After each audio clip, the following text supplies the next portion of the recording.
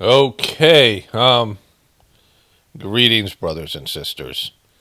I'm going to get into the Epstein files a little bit. Today is, for me, Sunday, Monday for you, the spiritual gathering that we do for the first master of the Seismic Systemology birthday gathering, which involves 6 separate group meditations.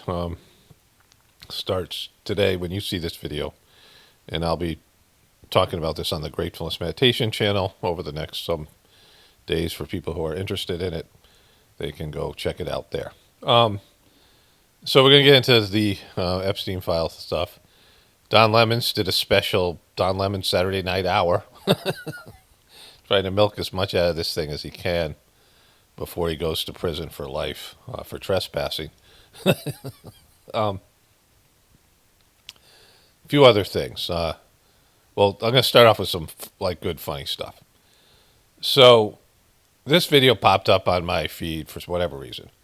People are losing their minds over Erica Kirk, and this is called the Digital Social Hour. And I'm not sure why they recommended this channel to me, but I'm glad they did because I can mock the shit out of it. So this guy starts off here. I've seen the organized attacks on Erica Kirk, which, by the way, is the stupidest thing in the world. It's the stupidest thing in the world? Is it, though? Is it the stupidest thing in the world, bro? So you're going to come in with some brilliant... You've cracked the code on this Erica Kirk thing and determined it's the stupidest thing in the world for the organized attacks. And they're not organized, right? They're not organized like, she has relationships with... Well, let's just let him say why he thinks it is here. Is Erica Kirk going to mess everything up in TPUSA? I don't know, probably. But yeah, that's not why most of us, or some of us, maybe care about that. I hope she messes everything up at TPUSK. I really do. In fact, she has. It's already happened. She's messed it up. She's a nightmare of a leader, but she's not the only one. And I didn't know about this beforehand, so it's no tragedy to me because I didn't like it and wouldn't have liked it and don't like it now. So I'd like to see that. So me personally, so that's why when you say it's organized, that would mean that we're all somehow coordinated, and we're not. We're all having our different reactions to our justifiable mocking and criticism of Erica J. Kirk. So that's not a, you've already been exposed by your inability to understand what's going on with this thing, but it gets worse. you got to wait till she does. You can't preemptively strike because she gave the president and the vice president a hug. It's too much. Yeah, that J.D. Vance hug, man. Yeah. And then you find other pictures of her. She hugs everybody like that. She basically pats them on the... And that's a Southern thing, by the way. Okay, she's not Southern. She grew up in Arizona and lived in New York and California and doesn't have a Southern accent. So, first of all, you think this is about the fucking hugs.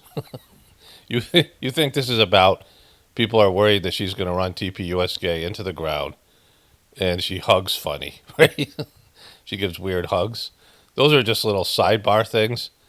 Nobody's talking about her administrative skills. Nobody's questioning her administrative skills, although, Candace Owens talks about how she doesn't understand this decision or that decision. But Candace Owens doesn't care about her administrative skills because she's obviously... very happy that she's running into the ground. She won't admit it, but she is. And so, her being the big fish, the big whale here. And I don't even know if Candace Owens has ever talked about her hugs. In fact, she really didn't talk about Erica for 3 months. So she was going after TPUSK. And so that was, and her people were trying to push her towards Erica. But you know nothing about it and you're talking about it. Well, I don't even know who this person is, but they decided to recommend this to me, so it must be somebody. They don't put the view count on these videos, so I have no idea how many views. Oh, it says here it's got 4,000 comments. So it doesn't say it's got 15,000 views. And so, I don't know who this guy is and what this show is, but he doesn't understand it at all, but has the audacity to come out and give some bullshit reasons why he thinks people are attacking her. Her administration skills and her weird hugs. And then he says this. If you watch the video, they really try to angle those still frames, don't they? It doesn't even look bad at all. But once you get those still frames and you get a bunch of the rabble rousers out there, and The rabble rousers? Oh, this is. So you're really concerned about these rabble rousers, are you? Are we back in the 50s? Bro, the fuck?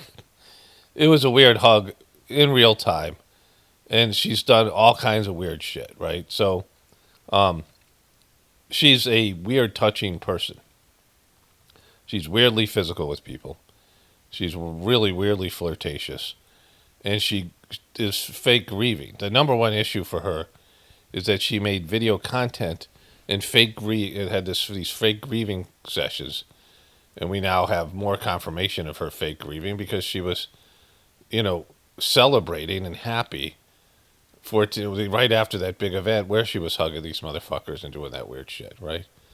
And so all of that is the reason why if she came out sincerely grieved, people would feel bad for her. Like if people felt like she was sincere about her grieving, like she emoted in some way that we thought it was sincere and authentic, then there wouldn't have been anything.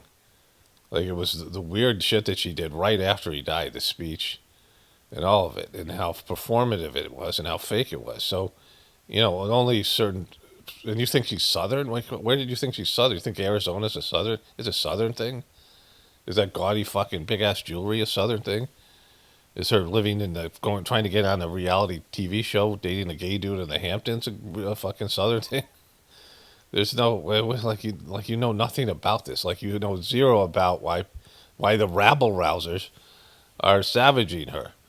Like you don't understand this. You can't you have so little ability to read a person, or you know so little about this that you think that these are the reasons, right? I mean, it's just in your commenting on this. The rabble rousers. in fact, it's the left enhancing the message more. I've seen more large left-wing platforms putting that out, and then dissident right-wingers who enhance that. It's just an optical nightmare, man. And you're not going to win people over with it. Yeah, you totally are. Majority of people were very happy when day one started to make fun of her, because other people wouldn't say it because they wanted to give some time period. Certainly, Candace Owens wasn't saying shit for like 3 months because she was a grieving widow, but it was so fucking fake. Like it doesn't matter whether she's her husband just died. It matters that she's performing. You're performing. Like you should just be locked in a room staring at a wall. Barely able to take care of your kids and shit. It should people are like, do I give a speech? And you're like, fucking, why would the fuck you talking about? Give a speech. What the fuck are you talking about? Give a speech. I'm gonna go give a speech now. My husband's just dead for fucking 18 hours. I'm gonna go interact with him. My first seeing his dead body, and I want my mom or whoever the fuck it was to video me. Not her mom, because her mom's in hospice, but whoever that woman was who was videoing her. Make sure you video it. Make sure you get my hand on his hand and my big gaudy rings. Make sure you get me crying with Usha Vance and anybody else who's famous. Let's just clout chase right now, because, this is my fucking moment, right? And so, she's weird as fuck, and nobody likes her. This is, you don't understand why people don't like Hillary Clinton or Kamala Harris, why they're savaging them. And it's always tougher for women. It just is. But, either way, that's who it is. It's one of those people that people just don't fucking like. And she, and nobody gave a shit or knew about her beforehand. She had a little bit of fan base. I don't think people were such a negative opinion of her because she was smiley and laughing. She did well when she was, with Charlie. She was a little bit over the top, but nobody not like she is here. And then it's everything she's done since. Everything that she's done since has made it worse. She hasn't had a moment where it's like, hey, this is not a good person. I misjudged this person, right? She hasn't had a moment like that. Showing another side, she only has one side. And so, and it isn't organized. She's the one, like you just said, she's the one hugging Trump and hugging J.D. Vance. She's the one on the inside. She's the one who's pushing the official narrative, right? She's the one who's pushing the official narrative that no one believes. And that's another thing. had she gone after if she was with people, like if she came out and said, I don't believe the official story. I think there's more to my husband's murder. I think it's, there's a organization behind it. This is not just some random dude with a furry.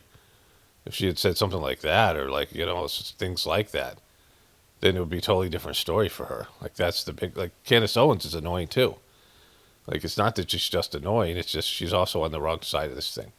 She's the one with the organization behind her. She's the one who's getting millions of dollars from Israel. Like, do you understand that part about it? The shekels. So, I mean, this like fucking who is this dude and why is he on my YouTube feed? And then I haven't watched this yet, but I'm like, oh wow, this has got to be great. Don Lemon arrested. Thanks,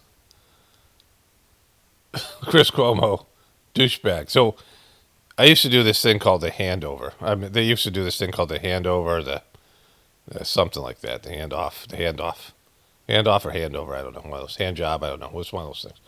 And so it was the Chris Cuomo and his great friend Don Lemons. We used to talk between shows, right? And it would go on sometimes for a long period of time, and it was always like really douchey. So I had this thing called the douche off. I should find those videos and make them like public at least for members, or probably doesn't even matter now because YouTube isn't doing anything. But I used to call this thing the douche off, and I would give these things called douchey points. Like it was a made up thing, right? Obviously, and one of them would win. Like one would be more douchey than the other, and it varied because they were both really douchey. But then he got fucking COVID. And Don Lemons cried like he was worried that Chris Cuomo was gonna die, and he was like, whatever it was. Remember that? It was fake crying, and it was fucking hilariously bad.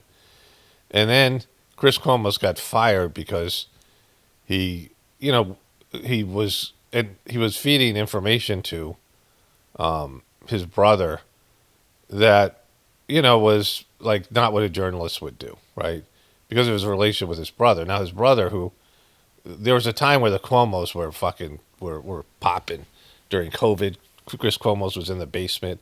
It was hilarious. Remember, he came out of his basement and he went to go hug his wife, and she's like, "Don't mount me," and she's putting her hands out. And then he was like, got caught riding or being out with his family with no mask on, and some guy with a fat tire bike confronted him. And Chris Cuomo went on a rant about. It was like, but his best work was in the basement. And then, like, this family imploded. His brother, it came out that he put COVID patients with the elderly, and there was like 5,000 or 9,000 people that died that he left off the data. I mean, New York was doing worse than anybody in terms of the COVID, but he was like, rocking. He was a superstar. And then it came out that he had nipple rings. Remember, Andrew Cuomo's, and so and then, he almost got fired, and him and Don Lemon weren't such good friends anymore. In fact, it seemed like they never were. And then it came out, Chris Cuomo said that they made him do the handover, because no one knew what the fuck Don Lemon was going to say, no stupid shit. So they were trying to get Chris Cuomo to bleed into Don Lemon's show to control him a little bit, handle him, and also because Don Lemon was getting shitty ratings. And as soon as Chris Cuomo got fired, Don Lemon's ratings tanked because there was nothing leading into his show, and then all the stuff that's happened, and now they don't like each other, and I guess they probably never did. And so with that in mind, let's find out what he has to say here On federal charges. Not words I wanted to say. What words did you want to say? Not words I'm surprised to be saying. They went the cheap route fast, signing their own complaint and trying to get a judge who said no. Cheap route. They did the cheap route. They appealed. They said no. They then went to a grand jury. They got probable cause. Yeah, you can indict a ham sandwich. Exactly. Especially if it doesn't have mustard on it. There's a legal analysis here, there's a journalism analysis here, and there's a personal analysis. Look, I do not want to have to be defending what Don was doing or how he did it. Because nobody can. Because it was fucking stupid. It was douchey. Even for me, it was douchey. I mean, I've done some douchey shit in my life, but that was like over the top. But first of all, what the president put out, the White House put out, when life gives you lemons, you just made a lot of lemonade for Don Lemon. You made him a martyr. You increased his following. You made him the face of resistance to you. And you made him a lot of money. No, Boom, exactly. Chris Cuomo's bringing some truth to the situation. that. Now you can think that's good or bad, but that Move the camera, bro. Exactly. Move the fucking camera. Are you being driven right now? What's happening? is part of the net effect. Legally, I don't see how they make the case unless you prosecute Don Lemon as a protester or a rioter or as a participant. And he says that he was there doing reporting, and therefore he was not a participant. Now they're going to argue that. Charging him with the Ku Klux Klan Act, I mean, irony of ironies. Why? Because he's a gay black dude? A black gay man Boom. in the media, you're charging under the Ku Klux Klan Act, looking for 40 years. 40 years. Oh, shit. It'll be, we'll see if he goes to jail or not. Legally, did that protest, or whatever you want to call it, go too far? Yeah, I think you can say that. Is this charge going to stand? I don't think so. Now, is there more to be said? Yes, and I will. But And I will. What about the personal part? You said it was personal. Talk about your feelings for Don Lemon. How you guys don't talk and you hate each other now. You talk about that. let's start there. Let's start there. All right. I want to get a little bit of fucking. I want to get a little of this. The Don Lemon's newfound popularity. So there's that. Okay. So still as douchey as ever. Okay. So I'm going to find some videos about there. I know there's one I saw from Ari Mibla. The title. He's going to talk about how Trump and Elon Musk are all over the new Epstein files drop, which we'll find out more on Monday. So I'm going to cover just a little bit here, but this is from Esquire magazine. I'm going to cover this here. I'm going to go to Don Lemon's and then go back to this with a video clips that I find. Trump is all over the Epstein files, except, well, the DOJ says it's fake. So we're supposed to believe that millions of newly released documents are completely false. It says here, so the Department of Justice Friday to the carpet bomb us with more Epstein files from the Times. So President Trump is mentioned hundreds of times in the newly released trench of 3 million files from investigation into Jeffrey Epstein, the pedophile financier. The U.S. Department of Justice warned that the new trove of documents searchable online as the Epstein Library may include untrue, sensationalistic claims about Trump.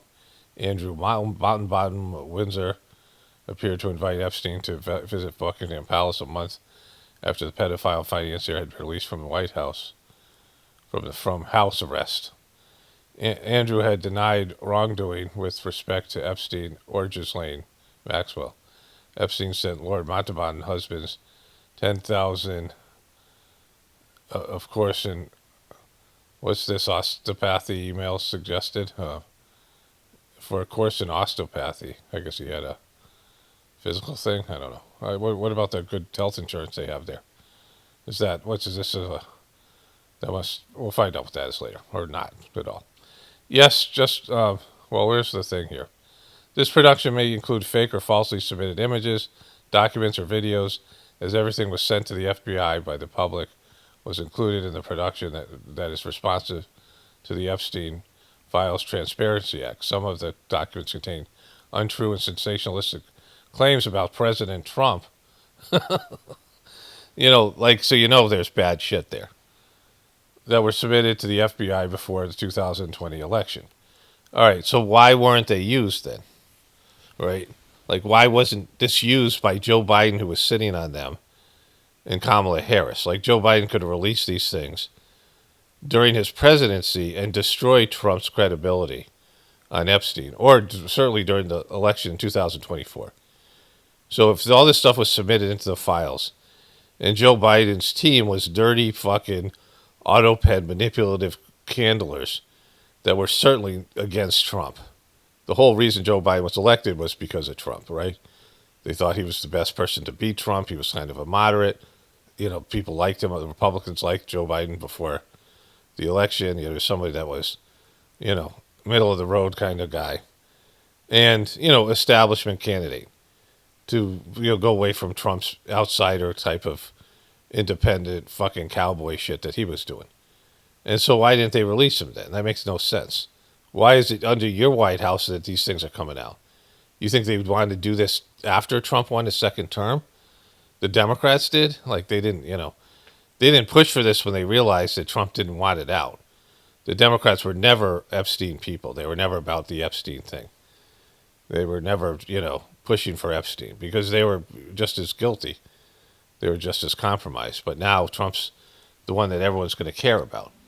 And so the fact that they've released a statement, which we know has been their policy all along, when we finally have to put stuff out, we're always going to just say anything about Trump is fake. When Trump himself said that Jeffrey Epstein's a terrific guy, and, the rest of it, I'll show you that, I want to go to a voiceover on this thing. I'll do that. Maybe I'll do that right after I read this article. There's another one more article to see here. To be clear, claims are unfounded and false. If you have a shred of credibility, they certainly would have been weaponized against the president already. It doesn't matter if they had a shred of credibility. They would have used them. And there is definitely not, like, they had a relationship. Those files were collected from 5 primary sources, including Florida, New York cases against Epstein, New York case against Maxwell, the New York case against Epstein's death, Florida case investigating the former butler Epstein, multiple FBI investigations, and the Office of the Inspector General investigating Epstein's death. So, there's that. And then there's this one from the Times of India. Look, I'm getting all this stuff here. Shop Israel. Trump compromised by Israel. Epstein's files drop fresh bombshell. So I don't know what this thing is here. Fresh investigations resurface the latest batch of Jeffrey Epstein files. In the FBI report, citing credible confidential human sources claiming the United States President Trump has been compromised by Israel. The report further alleged that Trump's son-in-law Jared Kushner wielded disproportionate influence over Trump's organization and functioning of the presidency in his first term. The explosive document also claimed Kushner's family had links to corruption, Russian money flows, and the ultra-Zionist Shabab network. The report also revisited Kushner's family history, noting that his father was early convicted of financial charges, but later received a presidential pardon from Trump. So this is an FBI report that nobody is talking about. There's people on Facebook are talking about it. I had to find this on India Today, but there's an FBI report out there that says he's compromised on Israel, which we fucking already know, right? So we know that Trump was Epsteined, because I'll show you my thing there. We know he was fucking he liked Epstein. They were good. They're best buddies. They're besties. That Epstein's brother talked about riding with Trump on Epstein's plane and them having a conversation. And Epstein had told his brother the story. And so he when he asked Trump the question, he asked Trump the same question, which was, why do you like to sleep with married women? And Trump said, because it's so wrong. Because he's a fucking piece of shit demon, right? And him and Jeffrey Epstein were perv bros. There's lots of speculation that Trump was the ringleader and Epstein was his crony. I don't believe that. But we know Epstein was compromised by Mossad. Even Charlie Kirk got there, right? Even Charlie Kirk was saying that. Like, most people understand that Epstein had a relationship with Mossad and was an agent. And he got, powerful people under compromised positions and leveraged that against them. And no one was more compromised than Trump. And so, like, all these things are just right there. And it's been out there for a while. So let me show you my thing here. Okay, so this is the famous quote that's come from that, is it the New York magazine that did this the international money man of mystery, Jeffrey Epstein. It showed him and Bill Clinton together, and it featured Trump in the title and the blurb under the title, and they were getting, and various people, Chris Tucker and some other people, that other guy got Me Too'd, that gay dude that got Me Too'd, whatever his name is, that actor, the bald guy, whatever, I'll think of his name later. But I had this. This is when I made this. I used to use this. When I had a Microsoft computer, I downloaded this font called Bloodthirsty. I used to use it all the time when it was something skeezy, right? Trump manages to involve himself in 2 skeezy sex scandals. And this was from July 10th, 2015. This is when I started covering this, right? Over, 10 years ago. And so, this is, I knew about this then. Like this, I knew Trump was compromising Jeffrey Epstein when he was running for president in 2016. Because this was out there, but no one wanted to hear about it then. And, I've known Jeff for 15 years. For 15 years. This is from 2002, right? So, what is that? 1997? Is that what it is? 1987. And so, was that right? Yeah, and I think 1987. So, that's quite a long time that he's known him then, right? So this is 5 years before Jeffrey Epstein and him had their breakup, when Jeffrey Epstein was, or whenever Jeffrey Epstein, 5 years before Jeffrey Epstein was arrested the first time when in prison. I've known Jeff for 15 years, terrific guy. Trump booms from a speakerphone. He's a lot of fun to be with. It's even said that he likes beautiful women as much as I do. And many of them are on the younger side. No doubt about it, Jeff enjoys his social life. So this is a quote that they had from Trump on Jeffrey Epstein. In that weird, I showed you the cover of the magazine. I have that somewhere.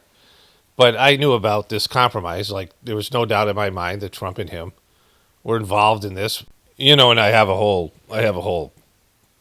hour-long compilation of this stuff. It includes him bragging about hiring a 15-year-old girl who had no skills, and that she was like what it would be like alcohol would be to an alcoholic, having a 15-year-old beautiful girl around him. Like, that's what he said. That's his crack. That's his alcoholism. And that he would hire this girl just because she whatever. He's bragging about this at some Republican conference as he's talking to this other young girl, right? So, and then he bragged about going into the dressing rooms. And I didn't know this back then, just recently, when he was on Howard Stern. This thing, I've known this about maybe a year or two, when the videos came out, right? So, and then there's weird stuff that he said about his daughter, that he'd be dating her, right? And so, like, that was like weird shit. Like how much he thought she was attractive to him. So he said multiple weird shit about sex. And then there was, of course, multiple women have come forward. I mean, some of them accusing him of sexual assault, but he also had cheated on all his wives. His first wife said that she raped him because he was like wanted to dominate her because she did something he didn't like, and so that's in his divorce filings with Ivana Trump. And he paid a porn star, whatever the fuck, what was her name again? It paid her whatever amount of money that he paid her, for 180,000, was it? 150, 160, over $100,000, with his shitty fucking lawyer now, who's gone to his fixer lawyer, that's gone to jail now for him, and so and that's all admitted to. Then there's the playmate that he had in an apartment, and she had nice things to say about him, but like they had a relationship where she was just in some apartment, right? Stormy Daniels was the porn star, and Michael Cohen was his shitty lawyer, and so all that shit that happened, right? And so like she went on Jimmy Kimmel's, and Jimmy Kimmel presented orange mushrooms, and she's identifying what his penis looked like.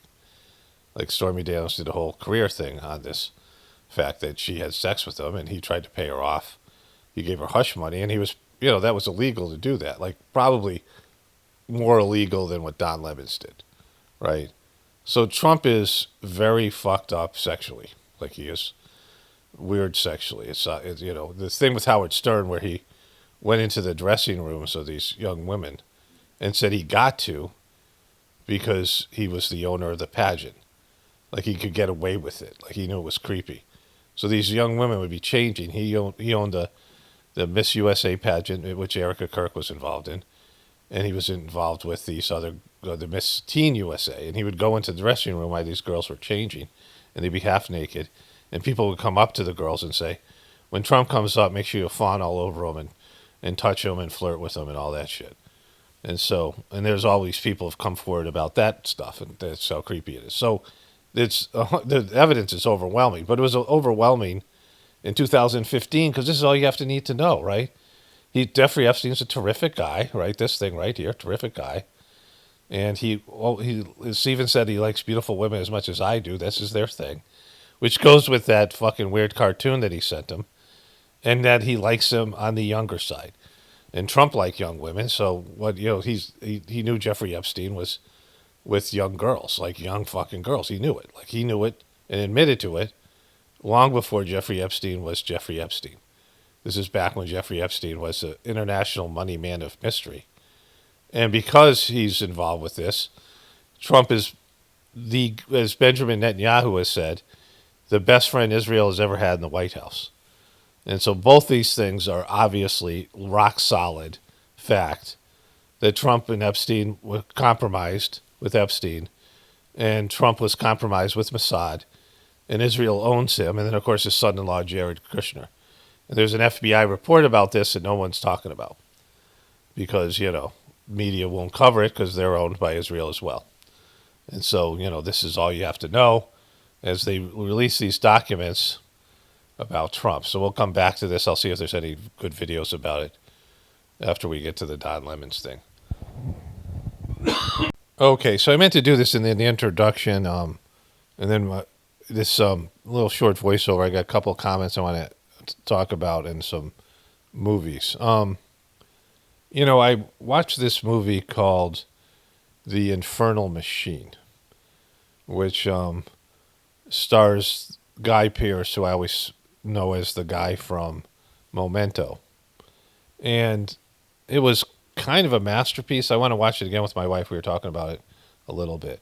I have to watch it again because I watched it interrupted, and but I think it's kind of and I fast forward through some of it because I wanted to it was getting late. I wanted to, I had to go to bed, and I didn't really want it hanging over my head. I kind of want to see how the thing ended because it had kind of an epic ending. I'm not going to talk about any of it other than, it brought into question God's purpose.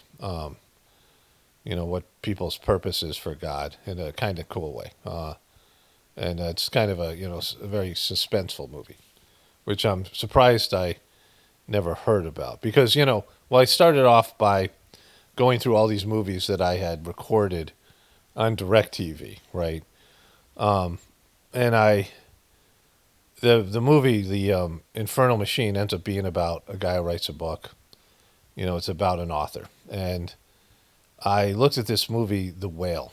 It's a movie with Brendan Fraser that was very popular. It got a lot of awards and love.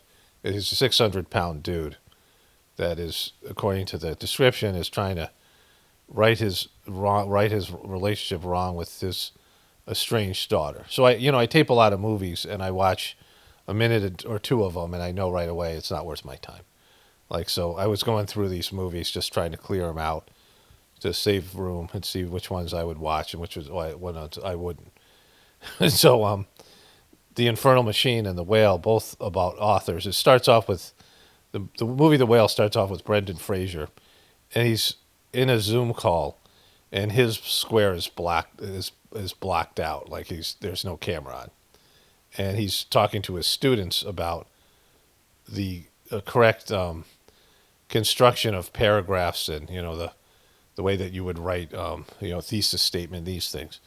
And, it's like a creative writing class, which is interesting because that also played a part in the Infernal Machine. Both of these movies had that in common, right? Which is interesting that I would would see these things. I'd never heard of the Infernal Machine, but I had heard of the Whale. And Infernal Machine was, obviously to me a much better movie because I stopped watching the Whale. But the first scene where he's talking to his students, it's very intelligent, right? And it sounds like, oh, this might be a good movie, right? Because I'd heard it was critically acclaimed. And the next scene, the guy is pleasuring himself to what appears to be gay porn, right? Like it's the very next scene after this first scene, and I'm like, ick, and so I searched ChatGTP because I'm like, is this guy gay, right? Because and it's a kind of disgusting scene. The guy's they do it in a subtle kind of way, but it's pretty gross, and the guy's so huge. And so I'm like, nope. And I'm like, this is not worth my watching. I knew it was going to be hard for me to sit through a movie about an obese person. Like we're all overweight. Like, almost everybody listening to this is overweight, right? And I am now consciously trying to lose weight. I put on an extra 10 pounds that I wasn't psyched about. And so now it's a whole thing. And, I'm physically, I feel pretty good. Mostly I have the irregular heartbeat, some things that have gone post-COVID, and I'm trying to work on get rid of the spike protein because that's caused so many problems I didn't have before. But, the thing about weight gain is, we're all overweight. That's, that is whatever it is. And I can understand why, I can understand up to about 350 pounds, an average person, average height, because of glandular things. There's people who have gland issues, thyroid issues. People with thyroid issues often can put on weight, number of things, right, that will contribute to it that are out of a person's control. And people that don't know, they can't improve their diet because of poverty. But that extra 250 pounds that brings you up to 600, that's on you, right? Like you're just, whatever brought you to being overweight in the first place, a lack of exercise, whatever thing's going on.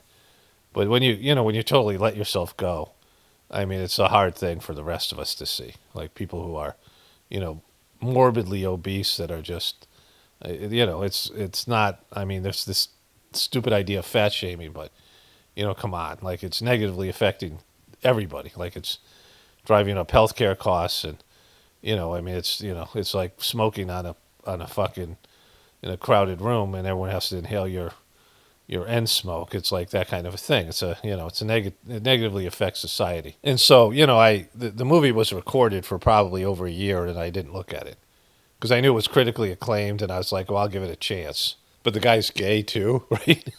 And that's why they probably got critically acclaimed. I'm like, I can watch a movie about a gay dude like the movie the Green Mile, excellent movie, not the Green Mile, the Green Book, and that was a movie that I didn't expect to like and did. I could watch a movie about a gay dude, and I could watch maybe a movie about someone who's morbidly obese, but they can't be both, right? So I went to the other movie, the Infernal Machine. This Guy Pearce is in a lot of good stuff, and he's a really good actor. I think he's Australian. I know he's Australian, and he's that movie Memento was just such a it was an epic, like mind blowing, totally non-formulaic. I just had looked at this movie on Amazon called the Wrecking Crew. And it stars that guy Batista, whatever his name is. He used to be a pro wrestler. He was in the Marvel movies as Drax. And Jason Momoa. And these guys are completely different races and ethnicities, and they're supposed to be half-brothers. And Jason Momoa is one of the most unlikable bad actors ever.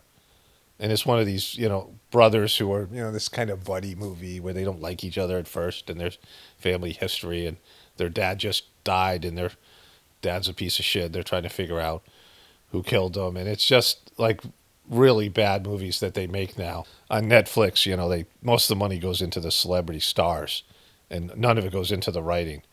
But Jason Momoa was in this fight scene, and he looks like, if you've ever seen the show Land of the Lost, Will Ferrell made a movie about it. This kind of got some funny bits in there, especially the one where the mosquito sucks out half of his blood. He passes out. There's a couple of bits in it, but it doesn't do justice to the show. The show I watched when I was a kid. Many of us, who are in this generation know what I'm talking about. And these slee stacks were aliens that moved in slow motion. There's also a character called the Gorn in one of the episodes of Star Trek that also moves like really slow. Like, if it was trying to punch you, you could go make a sandwich and come back and still duck in time. Like it was, that kind of slow motion. And that's what it looked like Jason Momoa in this fight scene, right? Like it was so bad. Like he's just, I don't know if he's got neurological damage or he's just old or drug use or some shit. But like the fight scenes are just so bad. Like these old guys who are out there trying to, I mean, no matter what they do, they can't make these fight scenes look good because the guy's reflexes are shot, right? And his acting he's so unlikable and their comedy bits are bad. And I mean, Batista's a much better actor than him and more likable. But I'm like, I don't care about this movie. Like I'm a third of the way into it. I'm like, why am I watching this? Like this is just totally formulaic. These buddy movies, just one of these Fast and Furious type of movies. These guys, and their motorcycles and their, fucking motorcycle gear and all this shit that they, this whole kind of image that they have, and that none of it's about it. There's nothing of substance, and the action isn't good, and there's nothing there, right? It's kind of a mystery that no one cares about the ending, and it's just bad acting and bad writing, and just a piece of shit, right? And they have these templates like the Romeo and Juliet movie, play that is made into movies. This theme, where there's or this other one where there's a guy and a girl and they hate each other, but they turn out to love each other in the end, right? This kind of fucking, it's just a very formulaic plot line. It's like you've seen this movie 100 times, just in different versions of different actors and actresses, but they just take these formulas, these plot lines, and they just apply it to that sort of thing, right? And there's nothing there. Somebody had wrote about how they didn't see Taylor Sheridan's why people liked his stuff so much. And the reason why, my wife and I had watched some of his things initially is because it was the only thing out there that wasn't all woke and all liberal. Like Tyler Sheridan was the antidote to all this bullshit woke crap that they put out, in the 2020s that was so fucking bad, like during the Biden shit. And it was just horrible content and all the stuff that happened with COVID. And there was no content being created because of the lockdown. And then everything that came out was all woke and Me Too'd and, so like feminist and, trans and all that shit. And it was like, oh my God, this is so fucking horrible. And Tyler Sheridan put out stuff that was, more right wing, but a little bit more, it was definitely right wing, but more balanced. And initially some of his stuff was pretty good, or like the first season or some part of it. And then his shit just fell apart, right? Like he just went too far. And it's like any of these things, they just push it. So we were watching that show that everyone said was great, The Landman. It's a horrible show. It's like fucking, like it's retarded and just all the stuff that happens. Like, when characters, I always talk about this. When your enemies, you see in these action scenes, my brother talked about when he was in Vietnam, they would take their machine guns. They were sitting in these foxholes that were about, 4 foot deep. And they would sit below the foxhole, and he would just hold his machine gun above the foxhole and fire, like, aimlessly into the fucking, where there might have been some Viet Cong. The reason for doing this is you didn't want to get hit by a stray bullet. Like, fucking, there's bullets flying, and you have no control over them, right? Like, there's, they're firing randomly from their end. They're, when you're in war, there's bullets everywhere. And so if you put your head up, this trench warfare that they did in World War One, every time your head popped up, you had a chance of getting shot, right? So you had to keep your head below the fucking foxholes, these trench warfare that they developed. And, of course you would do that, right? Because you don't want to be fucking shot. Nobody wants to be shot. But in these movies where these NPCs just come at you, like, hey, just shoot me. I'm just here. Hey, over here, everyone. Like, I'm totally exposed and defenseless. Just shoot me. The heroes are behind some cover or whatever. Like the enemy fires like, 100 rounds and with a machine gun, and the guy has a handgun and he shoots them from fucking 300 yards away. Like some crazy shot. Like, it's the handgun's not nearly as accurate. It doesn't fire as many bullets, but somehow his bullets hit, and the other guys are firing imaginary bullets, right? And so you see these with movie and TV shows. It's just like fucking, it's not believable. Just make it realistic. But people don't give a shit about that. People want to be lied to. They want to watch WWE. They don't want quality. They don't want anything new. They don't want anything with a new perspective. That's why we like the show Pluribus, like shows you've never seen before, where you're like, oh, this is completely different. Like this is not like anything that we've watched before. It doesn't fit into some sort of a mold. And like now everything's so contrived and people are so stupid that they just roll out these perennial storylines that were good when they were original. When Romeo and Juliet was original, and I don't know if he lifted that from somebody else, right? There's controversy about Shakespeare, but, like that storyline. But it's an amazing storyline, but it's, not when you've seen it 1,000 times in different TV shows and movies, right? There's a genuine lack of innovation, and wait till these AI bots start writing all that shit, right? Like that's going to be, that's going to be really, if you've ever heard, if you ask AI to tell you a joke, you'll understand the limitations that are there. Okay, so with that, I had some comments I want to get to, and this one particular comment here first. I like listening to you, but I believe St. Paul was a scammer, a Roman Jewish double agent. So this is in reference to, I talked about how the third master of the Sajmark system, Master Chariji, was St. Paul in a past life. And, I don't care what people believe. Like I say things here all the time that I know that people are not going to get with. Like just anything to do with my meditation, any of my, some of the things that I say about the teachings of my meditation that I don't credit to the system itself and the philosophy. A lot of it comes from this guy, Master Charji, and his books and talks that I read, and his books I read and his talks I listened to and read. Some of them were printed. And it changed my whole perspective on, my whole view of life and the goal of life and all these things. And it's interwoven in everything that I do here. Like I got a spiritual education specifically from this brilliant guy, Master Charji, right? And so what this person is unknowingly saying is that the person that I, has done more for me in terms of my spiritual evolution was transformative. Like all the good things that have happened for me, all my abilities here that I have on this YouTube channel, my now relationship with my wife and my life now, like all the things that have come from my spiritual education and my spiritual evolution was gifted to me by this guy, Master Charji. Like his work, his efforts, his teachings, my time with him. I mean, I can't express enough gratitude for what he did for me, like his whole thing. And he did for so many people. That's why that's the tragedy of the Sajmark system turning into a cult with this piece of shit Dodgy, right? And as you can probably see, I'm kind of a loner and I'm just, whatever I talk about. And wasn't looking necessarily for a mentor or certainly a spiritual master. I didn't come from that culture, the Indian culture, and I have a problem with authority, like I always have. And I had some resentment, some hidden resentment that I wasn't aware of towards God. Like I came in with some past life stuff that I resented God. Like I had some, some stuff that had to be cleaned out.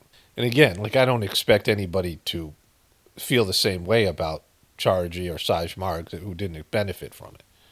It's an experiential system. And I can't provide that experience that I had. Unfortunately, for people I tell about it, the Gratefullness meditation that we do is good and great in some ways, and people are enjoying it and have benefited from it. But, not having the gatherings, not having a community, not having the ashrams in India, not meeting the master, someone, a master, like a spiritual master, it's transformative. Because you see, you experience somebody, you have an interaction with somebody who's on a complete different level.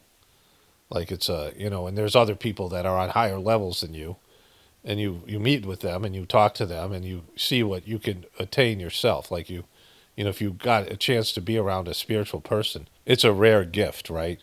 When I was playing basketball and I wanted to play in college, and my brother said, you need to go play with really highly, like top level people. Like you need to play against top level college players and potential NBA players, things like that, because there's levels of basketball, like maestros. Like if you're a musician, you need to be around some of the best people. You need to experience and see what people are capable of, like the level you have to reach to obtain your goal. Like we see so much dumb shit and like low life shit, but when you really go see people and you're up close to them, like you go be at an NBA basketball game, and then it's a high level game where they're displaying their skills. You're like, holy shit, that's how good you have to be. Like there's lots of people who shoot baskets, but how many people understand the level at which you have to rise up to play at that level, right? In any of these things. Like if you see, well, here's an example.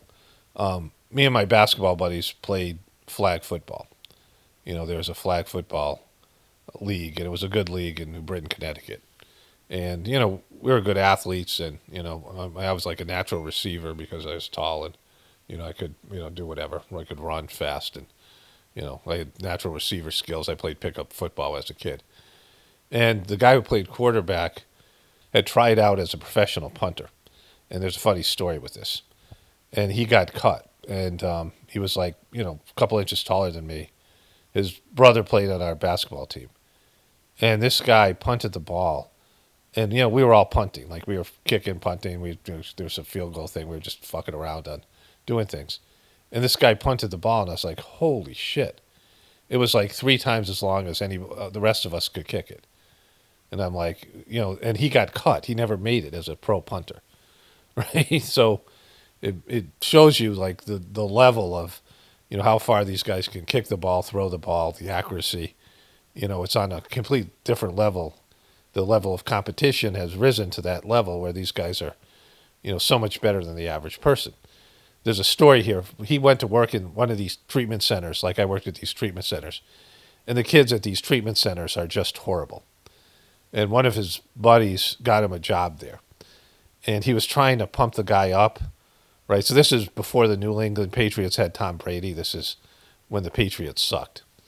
And so this guy is telling the kids, hey, this guy is coming in here. He's, he tried out for a professional punter, for the Patriots. And so he introduces the guy and to the kids. And the kids are like, fuck you, get out of here, you suck. You couldn't even play on the Patriots. Because these kids are so miserable and downtrodden. Instead of making them sound great to the kids, they just are looking for some reason to shit on people.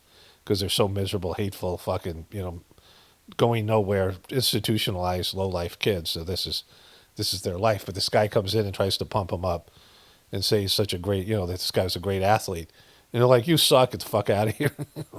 But anyway, so when you meet a person that's on a complete different spiritual level, and they have a different level of consciousness, some of you guys experience that when you listen to my videos. Like you see that I have been, I have had some spiritual evolution. That's why I can talk about things like the Bible in a totally different way than you've ever heard or whatever it is, because I have a deeper understanding from 20,000 hours of meditation. And, there was lots of people that were much farther along and much more dedicated to God than I was in the Sajmarg meditation. But the one that was the highest was Master Charji, and he was on a completely different level. And I can't even explain it. Like, it's not his knowledge. It wasn't how he articulated things. It wasn't just his talks. It was just who he was as a person. Like, I couldn't conceive of him. Like, his spiritual evolution had taken him to, this level that was like, like I couldn't understand it. Like, I could read people and I could understand people, someone like Chris Cuomo's or Don Lemon's, and I very easily can, understand their psychological makeup, and I can, mock them and talk about why they're failing and these things. Because they're on a lower level, a lower consciousness. But, in terms of somebody like this Master Charge, was beyond my ability to comprehend. Like in the Lord of the Rings movie when, Gandalf is going to fight the Balrog, and he says, this enemy's beyond you. Like, you guys have no shot. You guys just get out of here. You're going to be in my way.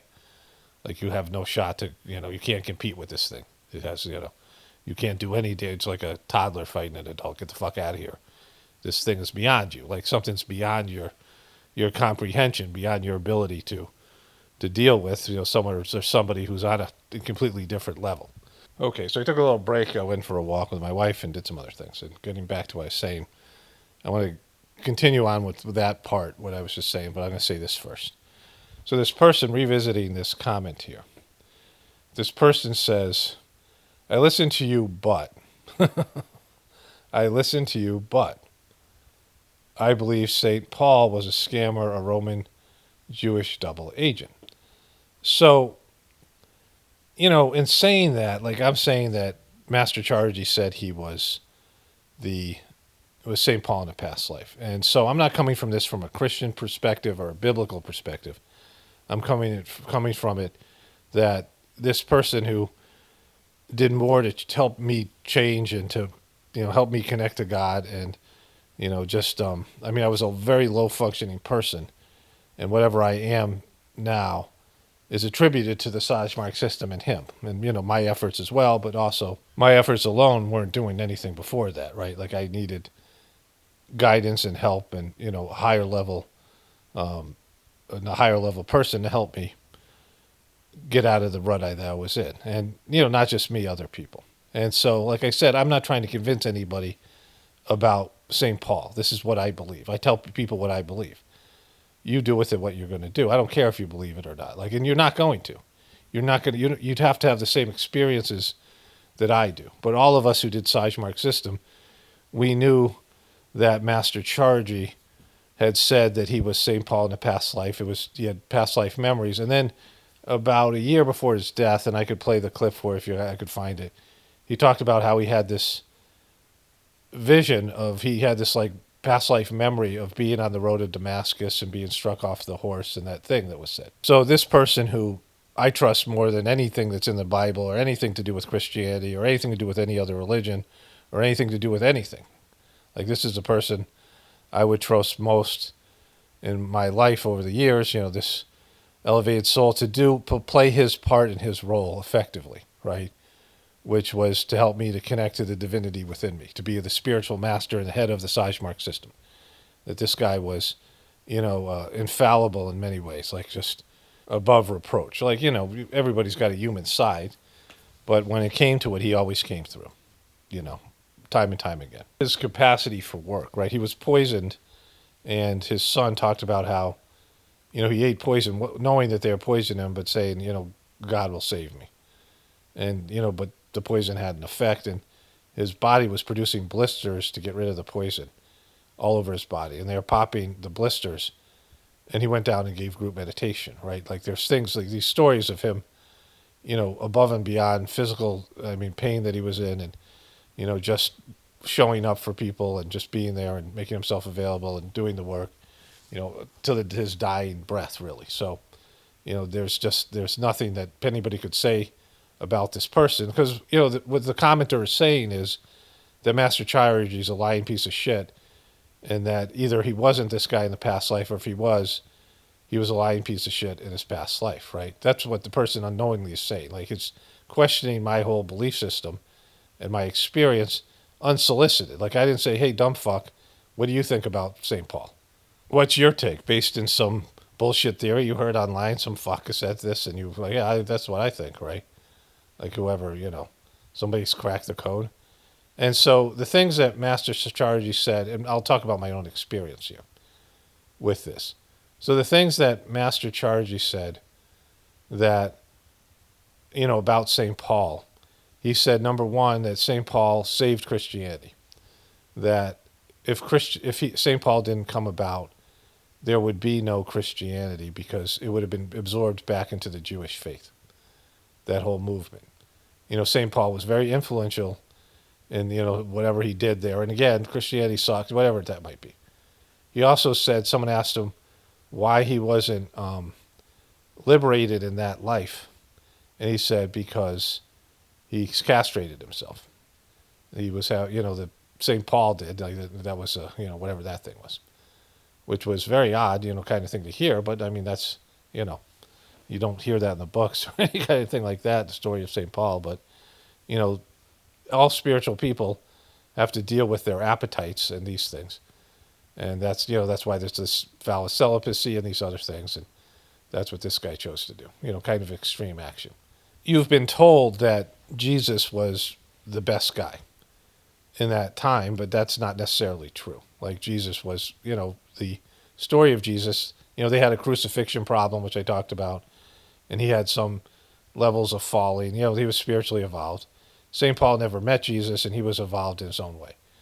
The thing that I could say personally that, Peter Jennings did this really excellent piece on St. Paul, and I watched it because I knew Master Chargy was St. Paul in the past life.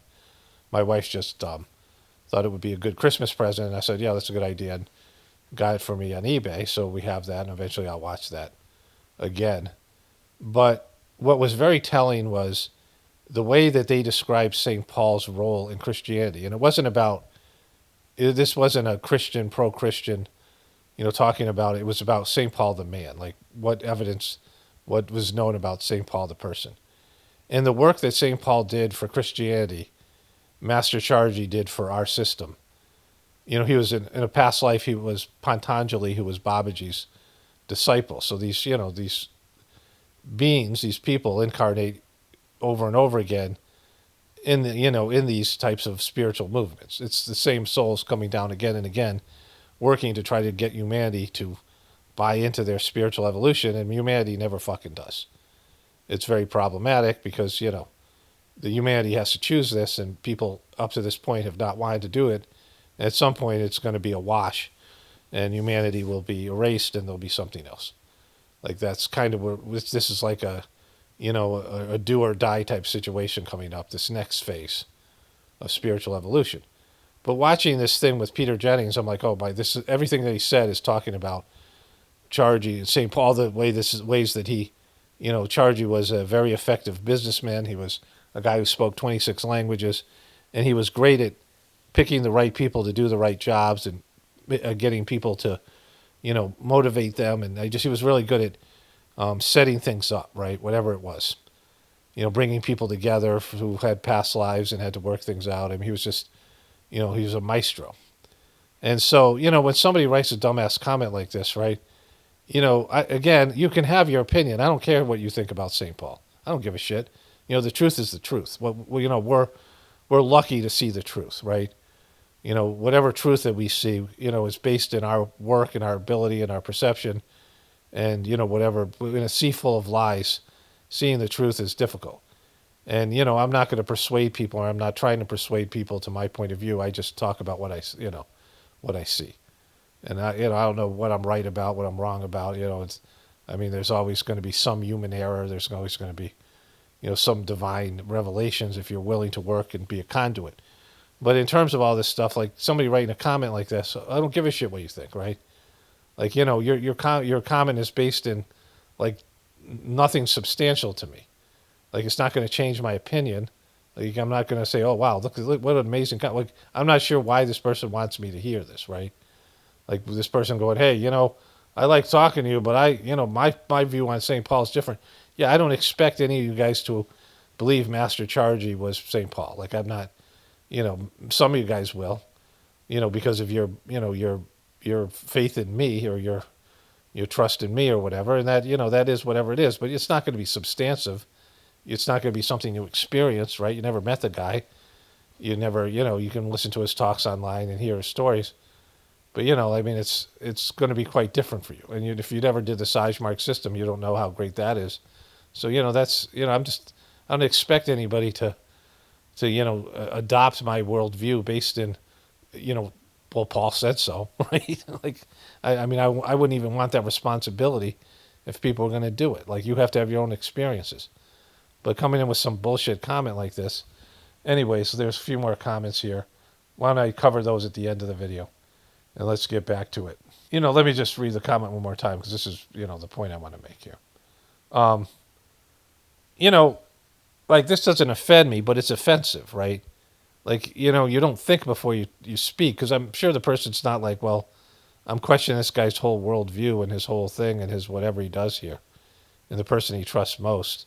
Like, probably the person doesn't know enough about me or the videos, but again, I like listening to you, but I believe St. Paul was a scammer, a Roman Jewish double agent, right? Like, why do you want to tell me that? Like, like, what do you expect is going to happen? Like, what would you expect the outcome of that is? I'm going to go, wow, you're so brilliant. Let me follow your brilliant analysis. I mean, it's not, the person, there's a space between, it says SAI space NT. So I didn't even know. I thought it was like talking about me, right? Because I didn't see Saint there, and I'm dyslexic, and I'm like, I don't believe Saint Paul was, then I'm like, oh, you mean Saint Paul? Because I don't know what you're talking about. I have no idea that this video is Erica Crowley Franze is back crazier than ever. Truth comes with consequences. I don't remember what's in that video. I don't know. I talked about St. Paul, and then I'm like, oh, I kind of remember, talking about this thing with Chargy maybe. So like, I don't even know what you're talking about. Like, you're not giving any evidence or proof, and I don't want it, right? Like, again, I don't expect you to agree with everything I say here. But what do you think is going to happen when you leave like a bullshit comment like that? How do you think it's going to be on my end? What do you think my reaction? You got to be able to listen to yourself through somebody else's ears. Like I do that all the time here. Like I know what people believe, and I can hear their reactions. I can predict comments when I say something. I know there's going to be some groups of people that fall, that stumble onto my channel that are, all the things that they believe, and I know how they're going to react to what I'm saying. Whether it be the Old Testament stuff or whether it be, like Candace Owens or whatever. I know there's going to be some Candace Owens lovers. There's one more comment here. This is, Dora is not a piece of shit. Shill. Again, somebody telling me I'm wrong about my opinion, which is fine. You can agree with it. There's no reason to tell me that. That's my opinion of Jimmy Dore, and I back it up with, all the stuff that he's been wrong about and how strongly he's promoting Candace Owens' bullshit stuff with Fort Huachuca. And, and he's getting promoted like crazy on YouTube. But, I mean, that's my evidence. What's your evidence? That you like him? Like fucking, I don't care. Like, I'm not trying to convince you of it. I'm telling you what I believe. This is what I do here. I tell you what I believe. That's all. I'm not trying to start a movement. I'm not trying to change your mind. I've said over and over again, there's nothing we can do. The only thing that I would hope for, and I'm not, pushing for it, I'm not forcing it, but I hope that people will find divinity within them and try the Sajmarg, gratefulness meditation, just because it's, a gift from God and it's the only thing that can save humanity. But if humanity can't be saved, then fuck it. I don't give a shit, right? Just because I'm in a human body right now, I don't have any fucking allegiance to, of course I would like things and people to be saved and, whatever. Like I like human beings to get it. I would like us to be successful. But if we're not, I can accept it. It's God's will, right? I look at the failure of human beings every fucking day, and I struggle with my own stuff, my own limitations, given all the blessings that I have had spiritually and the rest of it. And we all have these limitations, and I certainly have them. So I'm not, like, where's that come from, right? Like, I understand it, right? I understand why people's egos block their ability to connect with God, because I struggle with it just like everybody else, and have struggled with it. The only thing is I'm conscious of the struggle, and, I've made inroads based in, my the gift that I got being able to do the Sajmark system of cleaning and transmission that helps nullify the objections of the ego. Like if you're a salesperson, you're trying to overcome people's objections. And if you're a spiritual person, you're trying to overcome your ego's control and objections to surrendering to your soul and God's path. And so hopefully that'll be something that people aspire to do. But if they don't, then that's just the way it'll go, right? Anyways, let's move on to go back to Don Lemons and the other stuff here. So Don Lemon, preparing for the Grammys, appears to run out of merch he can wear. No, this is a lemon shirt. It says lemon. You just can't see it because it's blue on blue. One of my friends from college, my second attempt at college, he was really cheap. And he had a lot of money. He's like one of those people that saved like 14 grand. I think he worked at a pharmacy since high school. And he saved money in college. Like he left college with a nest egg. And they had these watches called swatches that I didn't own one, but lots of people were buying them. I don't know what happened to them. And he bought the cheapest one, which was a black watch with black hands. And you could not see it. Unless like a blinding light was on the watch. You couldn't know what time it was. But anyways, let's get into it here with Don. Okay, Don, what's happening, bro? Technical difficulties. What are you gonna do, Don? Like you're gonna figure it out? You're a technical whiz, are you? You're gonna keep on talking like you think everyone's listening to you, but they're not. I'm Don Lemons. Everybody, hey everybody. Well, let's talk about this arrest and let's find out what's really behind it. Um, why is there no super chats and shit coming up? Is there technical difficulties? What's happening? I'm going to talk anyway because I know you guys can't hear me, but I'm pretty sure that my producer, is going to figure this thing out. All right, let's. I am now in a situation where I'm exhausted. So, hi, everybody. I just came on to talk to the Lemonheads and the folks. I haven't even shaved. I was deciding all day whether I'm going to go to the Grammys or not and talking to people about, I'm just going to be honest with you, what that You looks got to like. go to the Grammys, Don. I mean, the Grammys won't be the same without you. Because I actually came here to cover it. Put on some of that freaking magic marker on your lips.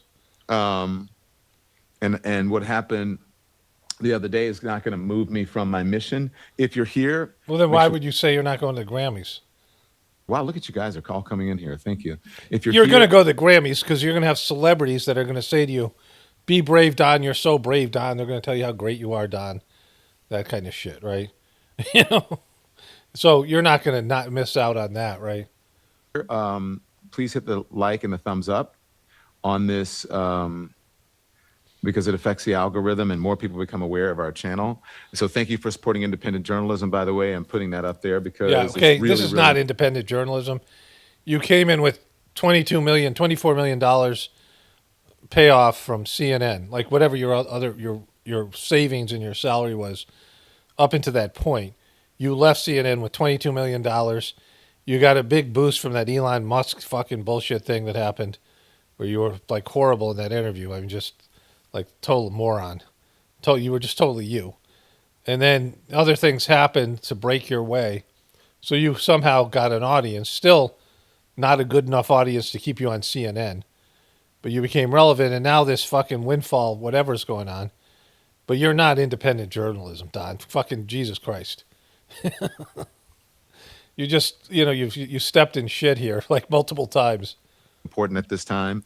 A free and fair and independent press, really important at this time. And so, especially for independent journalism, as I talked about with you guys yesterday, I think that's really, really, really important. It's really, really, really, really, really, really, really, really, really, really, really important In these times, because in these times, not most times it's not. Back when I was on CNN and I used to slam independent journalism, and CNN was doing everything in its power to censor people and shut people down on the internet, and I was all about that. Like that time it was, but then when I got fired and then I came on here and I did this stupid thing with the church, now it's a good time. we are living in a time now where they're trying to silence the media, and we do not need Okay, this has nothing to do with silence. Nobody's worried about Don Lemon's cracking the case, right? folks trying to silence the media. We need a strong press that stands up, that holds power to account, and that doesn't try to minimize our voices, hide our voices. Because if people can if people can tell you what is being a journalist and what's not and all that stuff, it's crazy. And what's not covered and all that, it's like, Okay, you have no grasp of your situation, or you just fucking bullshit. Did somebody explain it to you and you just didn't understand? Because that's probably 90% of what happens when people try to explain shit to you and you're clueless about what they're saying. is that even constitutional for folks to? No, I mean, I shouldn't say that. Is that even a thing where people can tell you, like, oh no, this is not what you should be doing, this is not what, whatever. So anyways, I just What are you talking? Like you're that fucking. That's why I couldn't imitate him. Like he's just so fucking stupid. Like you'd have to be, drunk or like really like some kind of brain. You need something that would impair your brain function to be able to imitate Don Lemons. Like he's just. It's hard to come up with his stupidity, right? Like that stuff he just said. Let's listen to that. That's great. if people can if people can tell you what is being a journalist and what's not and all that stuff, it's crazy. And what's not covered and all that, it's like, is that even constitutional for folks to? No, I mean, I shouldn't say that. Is that even? Why shouldn't you say that? But that's not what this is about. Okay, why don't you go listen to what Megyn Kelly said? Because, I mean, she sucks and she's your enemy, but like that was their point. And what she said was trespassing. You guys were trespassing. Now the church is open to public, but you were interfering with the service, which is covered under multiple laws.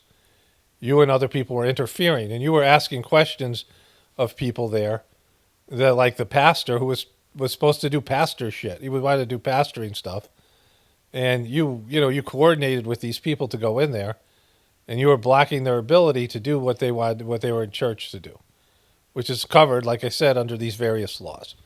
And so it's applicable. And I mean, if they're going for 40 years, that's fucked. I mean, it's more like a misdemeanor. I mean, it is trespassing after all, right? But you did do it, and you did conspire to whatever degree you knew about. You knew they were going to do something that was unlawful, and you didn't tell the cops. You chose to cover it. Like if someone's about to commit a crime, and you say, all right, I'm going to ignore it. I'm just going to cover it. Now you're certainly being targeted by Trump, and you're being used as a distraction, which is benefiting you. You know it's benefiting you. Like even fucking Chris Cuomo's was jealous of you that you're now going to get more love than him because of this, thing that's happened. A thing where people can tell you like, oh no, this is not what you should be doing. This is not what whatever. So, anyways, I just want to It's like me and my parents. say that I believe in a free and fair press, and just Yeah, so but you didn't believe in that when you were trying to suppress and CNN. You were working with CNN and all the CNN people, and you were slamming. You didn't believe in that with the people who were covering, say, anti-vax stuff. You would have been all on board when we were being censored in independent media. When all of us here were being censored by Joe Biden, you didn't say shit about that, and you were for it because CNN was one of the driving forces behind that. You guys were getting your ass kicked because everybody wants to watch stuff like this on the internet, and so you didn't care about that back then. Right now, you believe in it. You're like you're a big First Amendment person. guys know.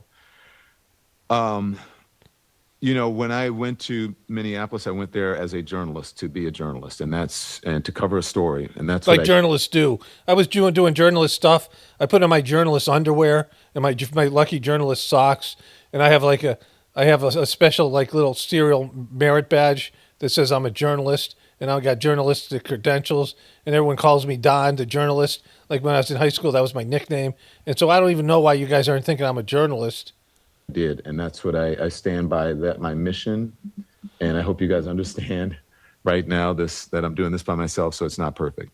And so that's my mission. And Because I can't do shit on my own. I, you know, I am just shocked at something that I've been doing for the last 30 years, which is chronicling what's happening, not judging, informing people with the truth at times, and all of those things. What do you mean the truth? What were you talking at times? The truth? You dabble in the truth? What the fuck are you talking about? You sucked for this many years. You're a dumb fuck who just does dumb fuck shit. And then now you're the center of some, you're in some dumb fuck off with Trump, right? Which guys could step in it more. That somehow that was deemed as something that we should not do, something that I've been doing for the last 30 years. And I stand with all the journalists around the world and around the country. You do. You stand with them. You really stand with them all of a sudden. No, now, first of all, it was a fucked up thing to go into that church and do what you guys did, based in limited information that someone involved with the church might be an ICE agent, and you did it because you knew it would draw attention. Like if you guys went into a mall or some other place, or some other business or something like that, and they might have prosecuted you, but you went to a church which pissed everybody fucking off, right? And it goes with this idea that there were these black churches where the Ku Klux Klan and racists would come in and disrupt their services and burn down the church and shit. So they put in rules, and now those rules apply to you, which is fucking bizarre, kind of ironic, but it's, and some of these other things, right? But either way, like, it wasn't a cool thing to do. Like, you guys doing that, though, you're a part of it. Like, don't pretend you're not a part of it. You at least knew about it ahead of time. And so that's what the issue is, right? It violates various laws. It doesn't matter whether you're a journalist or not. in some of these cases. So, like, you can't just bust in to some place as a journalist and harass people. Like, that's, and again, it's subjective to whether the Trump administration or the Justice Department is going to go after you. Like, sometimes they go after you, sometimes they don't. But now it's in their best interest to go after you. I 100% understand why Trump's going after you because he's getting his ass handed to him on the immigration thing. I just saw something on CNN where they have now these trucks that drive around and intercept your cell phone. Like you think you're going through a cell phone tower, but they're spying on your shit, right? And so it's a CNN report I just saw, and then or CNN or MSN, I think CNN, and I'll show you that tomorrow. But like, there's real bad shit going on out there, and Trump is getting his ass handed to him on Epstein and the rest of it. And so you're a pawn, and you're a lucky pawn because if you don't go to jail, this is going to bolster your journalistic cred, which most people realize what you did was dumb. Like, it was dumb in the way that Don Lemon, only Don Lemon could pull off. Country and around the world, that this is, it's outrageous. It's outrageous. It's so outrageous. Let's see. I just want to make sure because one never knows if I'm live or where I'm live. It doesn't matter. I'm here. So you think you're just talking to yourself? I'm going to hold Apollo to account, and I'm not going to stop. And I am going to do what I came here to do somewhat. I'm not going to do exactly what I'm going to do on the red carpet, but right now I'm getting ready to head to a pre-Grammy event. And because I do believe that artists are a huge part of keeping our First Amendment. And are you seriously going to rely on these fucking piece of shit musical artists? And you think that they're important to this whole thing? Holy fuck. Like, it's this stupidity. He's just like babbling. Like he's obviously rattled. He doesn't have his team around him helping him with the technical shit. And he doesn't have clear thoughts. He never does. Like, he's never articulate in a way that makes sense. Like, it's not just about being articulate. It's also about the way that he thinks, the way he constructs his ideas. And they're just, they're just, the only ones that are clear is when he's parroting mainstream shit from other people. Like, he's saying things that he understands other people have said. He kind of gets a grasp of it. He just parrots them and repeats them, like memorization. But when he has to come up with his own ideas of what's going on, he just does what he's doing here. Be a huge part of moving us along into the future and making sure that we keep our democracy, because they are the creative ones. They are the ones. They're the creative ones. Who are usually unafraid. Sometimes people learn through. You wouldn't be saying this right now if you weren't about to cover the Grammys. If they had arrested you 2 weeks ago, this would not be what you were saying, right? Like, you're making it sound like what you want to do is get all these people to. You're going to see these celebrities come up and tell him how great he is, and it's going to be about him. Like, instead of being about their night, it's going to be about Don Lemon's, and that's just too much of a. He can't pass this up. Like, he seems a little bit shook because, like, I think he thinks he might be going to jail. Like, they might put him in prison because, like, maybe there's this possibility, which would be, epic in one way or another. It'd be amazing if they put him in jail, and then they're saying Tim Walz and his people and all these people and the Somalians have stolen all this money. I barely know about that story, but it's like they're saying there's billions of dollars of fraud, and if Tim Walz doesn't go to jail and Don Lemons does, right? Like, what the fuck is that, right? All right, one more thing here, and then we'll move on. Art, and they don't even realize that they are learning through art, if you know what I mean. They have no idea. Nobody knows what you mean, Don. The same thing with comedians. Why do you think I'm on tour with D.L. Hughley? Is because people often learn even through comedians. You learn things. What do they say? Sometimes, not the truth is often spoken in jest, and I believe that. I believe that. I'm a big believer in these fucking bumper stickers and sayings that people have been saying for years. I believe those bumper stickers. When I see those bumper stickers, if I'm driving and a person has a bumper sticker in front of me that says, "The truth is often," what did he say, in jest, is conveyed in jest, whatever he said. When I read that, I go, hey, I believe that. And I also believe that I don't care where you I get believe that children are the future. Like I fucking believe that. Like children now will grow up and then they will be the future adults, and they're our future. Like we're not our own future because we're older, and so like but the children like they're the future of humanity because like they're younger, and like when they get, so I believe that the children are our future. your information from it as long as it's accurate. We've been having this conversation about, people have been asking, is Don Lemon still a journalist? Is he a journalist? It's like, what? Fuck you. Fuck you. I was never a journalist. I'm a fucking ass clown. Yes, of course I'm a journalist. Of course I am. Of course. What else would I be? Like some fucking idiot that just gets out here and steps in shit all day? Like, what else would I be? What do you think all of the 30 some years that I've been doing that I forget overnight, or because I'm on a different platform of some sort, that somehow that usurps the journalistic credentials that I have, and all of a sudden I'm going to change? No, You've been snorting coke, John. did you snort some coke before? same approach, but I realize that I'm on a different streaming. He's got ass up here a couple times. He's got ass up here. Um, what is this thing? Assists? I don't know. There's some kind of bullshit going on. He's in like some kind of hotel or somebody's house. I don't know. Platform right now, and the only thing that you're seeing is that I can be freer, that I don't have to, pull my punches, that I don't have to think about, all the people who are in the war zones, and the other employees around the world who are in the company that I'm representing, because I'm representing these big three letters. But please, again, guys, hit the thumbs up and hit the like. It's really important because I want many people to hear that. And I'm just going to start. You want many people to hear that babbling bullshit that you just said? That you don't have to represent the people in the war zone and these three letters, CNN?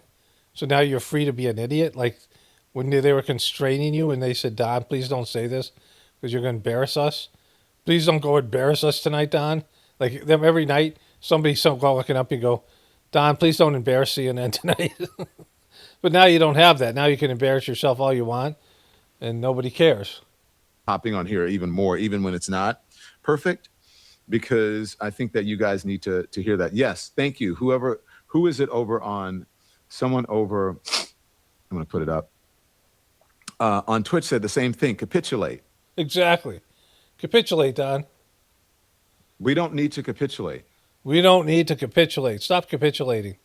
That's not how you deal with a bully. You deal with a bully by telling me, you guys know what you do. You punch him right in the nose. And I don't mean that physically. I'm talking about. Okay, so how are you going to punch Trump in the nose? How are you punching Trump in the nose? Don, I've been mocking you for years. But now the right has picked up on this. I mean, they've been mocking you too at different times when you're on CNN because you said stupid shit. And so you're giving them content all the time. Like you're an asset for them because you're so fucking stupid. Like you say things that they can't wait. They're hoping somebody will say something as stupid as you say all the time because that's what they do, right? They're waiting for it. That's a metaphor, right?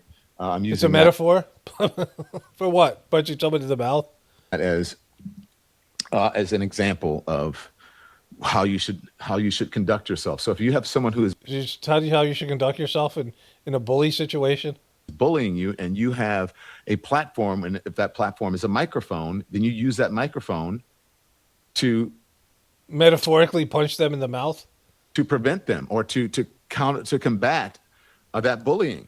If you are, so you think that works? You think what you say somehow stops Trump and Megyn Kelly and all these people from bullying you? Or is it just that you're an ass clown and you say things that you're like a straw man for them so that they can have content? Like they get content out of your stupidity, right? Like that's your role is to be a clown for them. Like what has ever come out of any story you've covered? What positive change has come out of anything you've done, right? They fired you at CNN because you were fucking a moron and couldn't get an audience. And you were pissing everybody off there, your coworkers, and you're just, you're retarded, right? Like, there's no journalistic story that has affected things. You could say, in my lifetime, Watergate, but that seems kind of fake now anyway. So, but what did it do? It did almost nothing, right?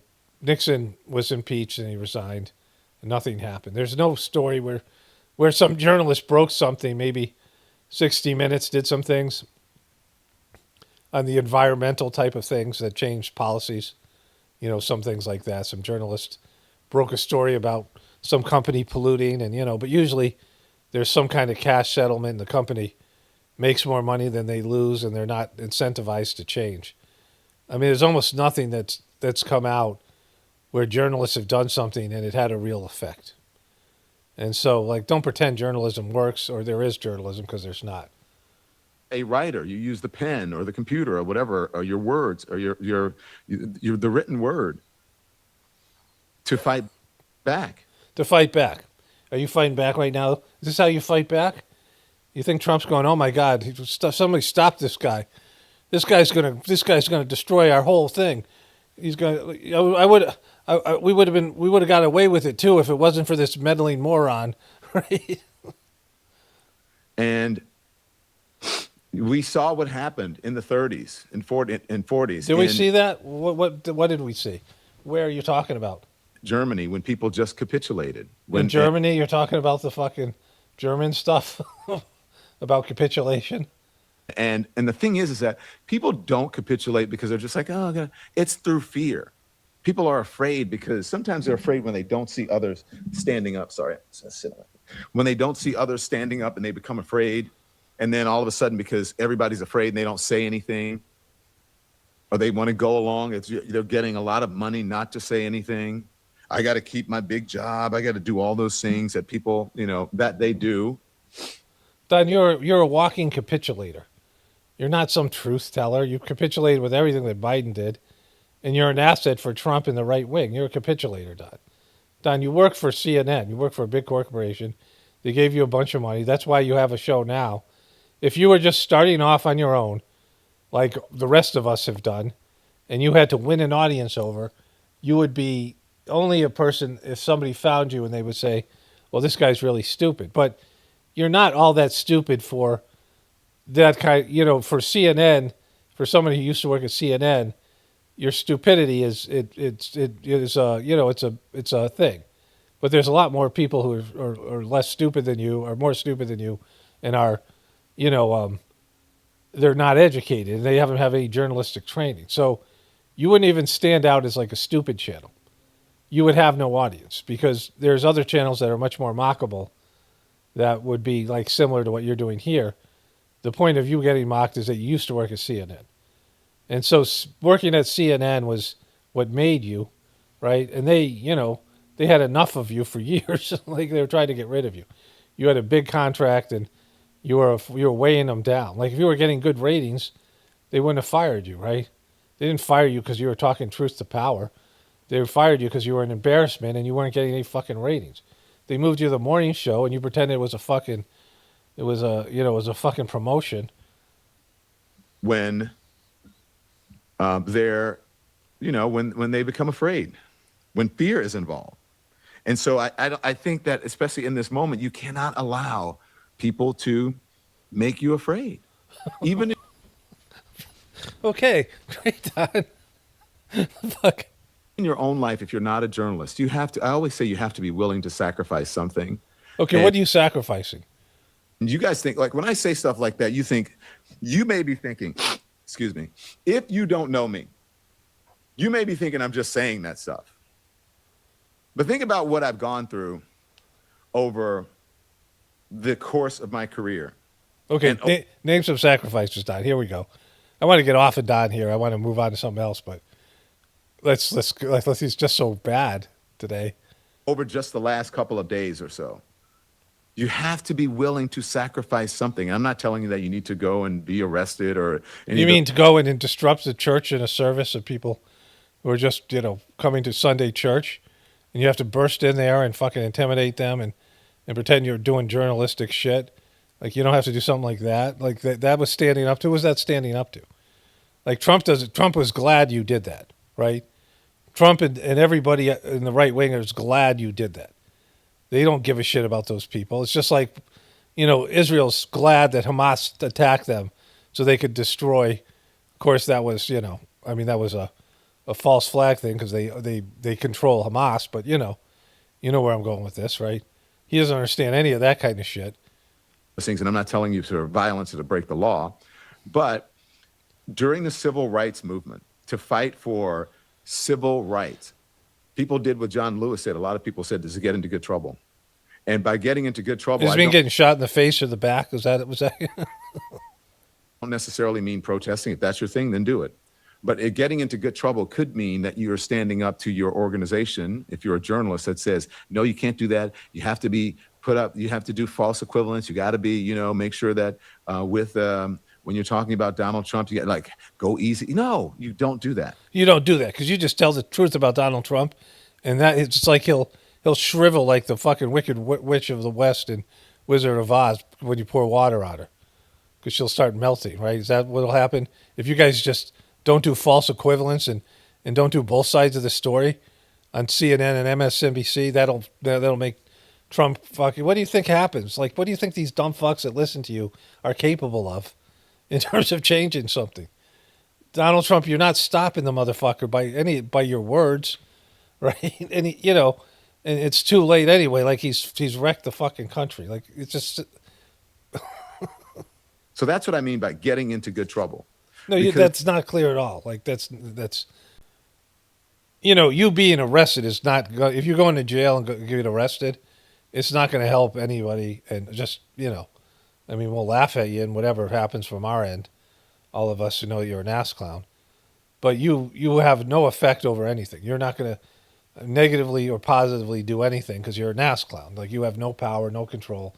You're just out there being a fucking moron and doing moronic shit. And there's millions of you. Like the internet's full of morons. The world's full of morons who are out there saying they're moronic bullshit, right? But this you getting arrested isn't going to affect them, and you reporting on that church thing wasn't going to affect them, and none of that shit. The church thing itself isn't going to change anything. None of these things. And people aren't going to come to your aid like you think. And he's talking like a guy. Listen to him here.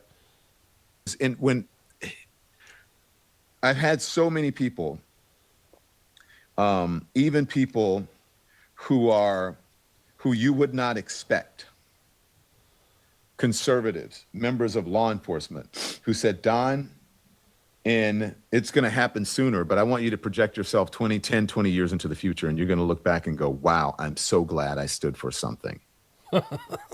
Okay, why don't you name those people? Like those people don't want to have you name them. Don't tell anybody I said this to you, Don, because I don't want anything to do with you, and I don't want anybody to know I'm saying this.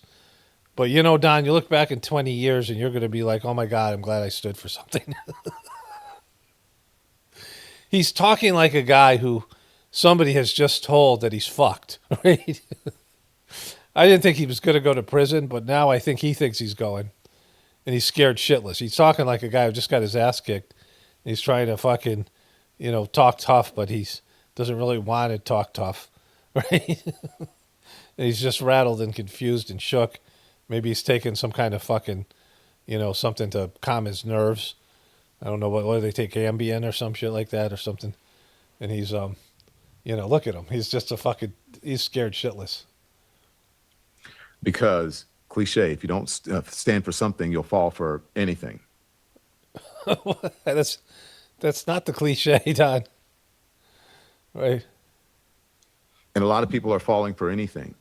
I think that this administration has neutered pretty much the mainstream corporate media. There's still fighters out there, right? I think. Okay, it's just all right. I mean, maybe I'll revisit this because it's so bad, but I got to go do other stuff.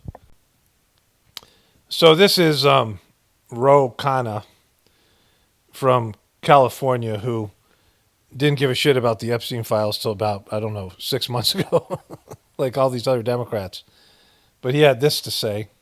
Who are these people? Those are in the 302 files.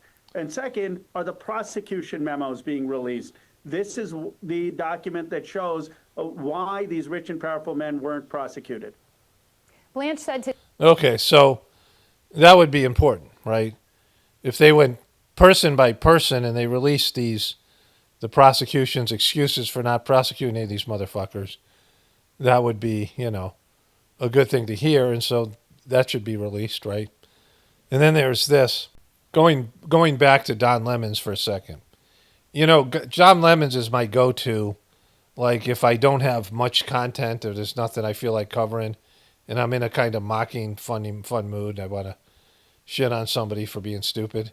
Like I just go to Don Lemon's channel and find a video, right?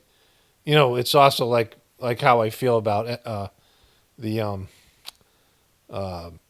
TPUSK. You know, when I'm just in one of those kind of moods where, or just I'm doing an update or something to put on the end of a video, I'll go to TPUSK, mock them for their lack of views and their horrible content, and I'll read comments, right? Like it's, you always know what you're going to get, right? Like, you're going to get stupid with Don Lemon. You know you're going to get poor content and two twinks, two beta males sharing one testicle, doing really bad content and being savaged in the comment section. And so, like, they're just known for that. And so then there's this. I ask you about one individual who did show up in these documents. You might know him. His name is Elon Musk. Just reading a few Elon Musk emails to one Jeffrey Epstein in 2013, by the way. So this is after he was a convicted sex offender. So I'm showing you this because that's important. Like, there's a lot of people that contacted Jeffrey Epstein, and there's exchanges with them after he was a convicted sex offender, right? Like, anybody can say, I didn't know, right? Like, before that, and there might be proof, there might not be proof, but they can say that. Oh, I didn't know. I had no idea it was like that. I just, when I went to the island, it was wonderful. Like, it was like a family, it was a family get together. But, when he's been convicted and you know that this guy is that, I mean, just from, like, even if they're that way too, like, and they all are in one way or another, you would think that they would have enough smarts to distance themselves from this motherfucker just because they don't want to be guilty by association, right? Because he's a known sex offender. I mean, look at how all these people who were Me Too'd lost all kinds of friends, right?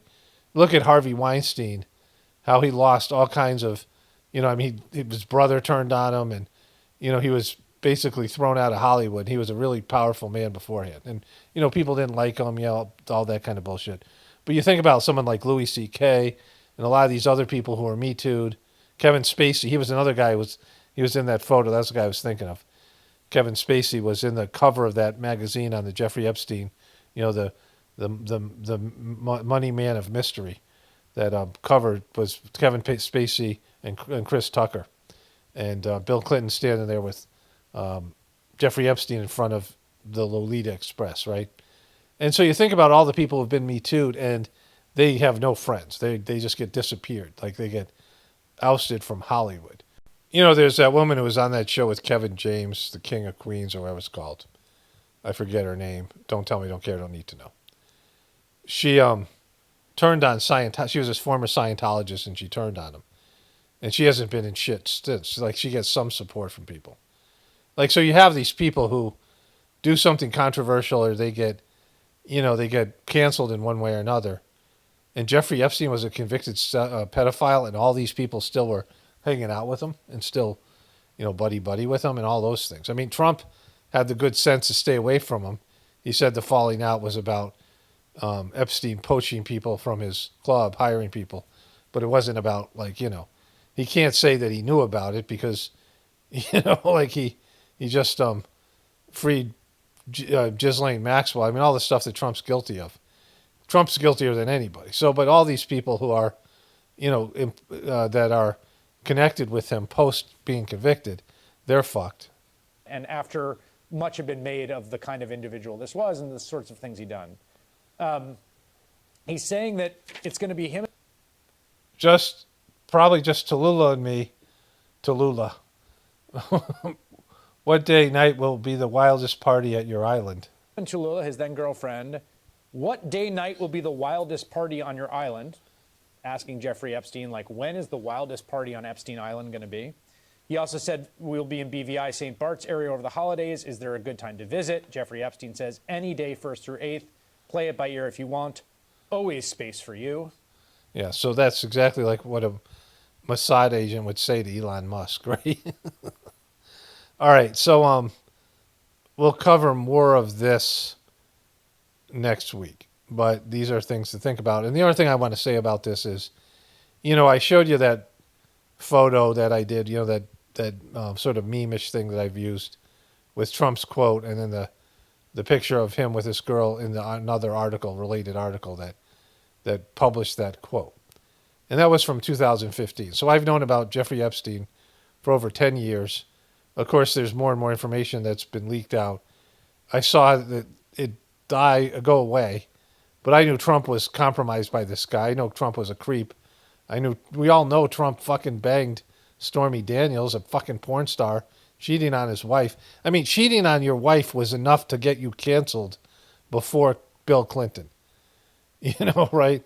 And so there's that woman, Donna Rice, and whatever I can't remember the politician's name, but he was, this guy was a California politician, and he was probably going to win the Democratic nomination, or at least be second.